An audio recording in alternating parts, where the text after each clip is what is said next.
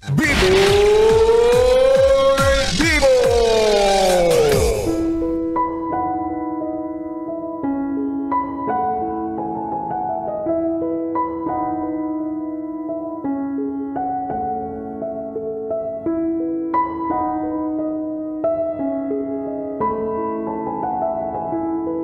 BB Time with B-Boy Bibo. B-Boy Bibo.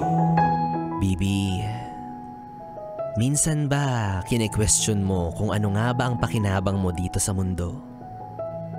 Kung sino ka ba talaga? At ano nga ba ang tunay mong halaga? Araw-araw binibigyan tayo ng pagkakataon na gumising at muling bumangon.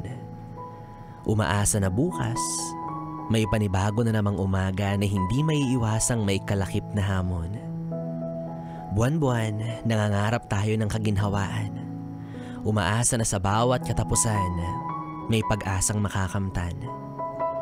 Taon-taon, naghahangad tayo ng pagbabago na para bang matutupad na ito kahit hindi pa naman tayo sobrang sigurado. Pero isa ang nananatiling garantisado.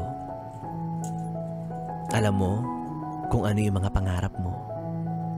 Kaya lang, hindi mo alam kung saan ang daan para magtungo dito. Yan tuloy, napapatanong ka kung kaya mo pa ba? Kung para dun ka nga ba talaga? Natatakot kang magkamali. May pag-aalinlangan kang magbakasakali. Kasi alam mong hindi na pwedeng baguhin ang mga masasayang na sandali.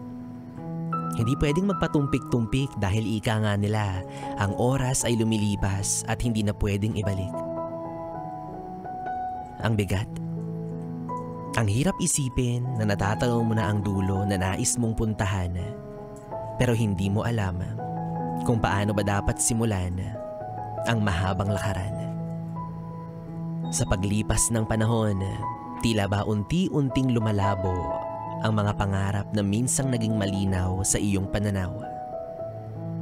At ayan ka, pakiramdam mo, hindi ka gumagalaw.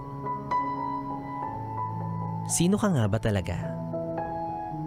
Ano ba ang gusto mong iwan na legasiya?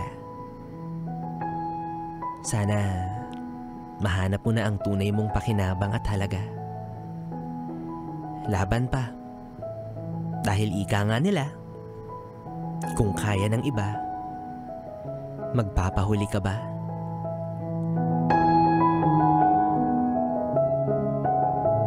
Hindi ko kaya nga ni.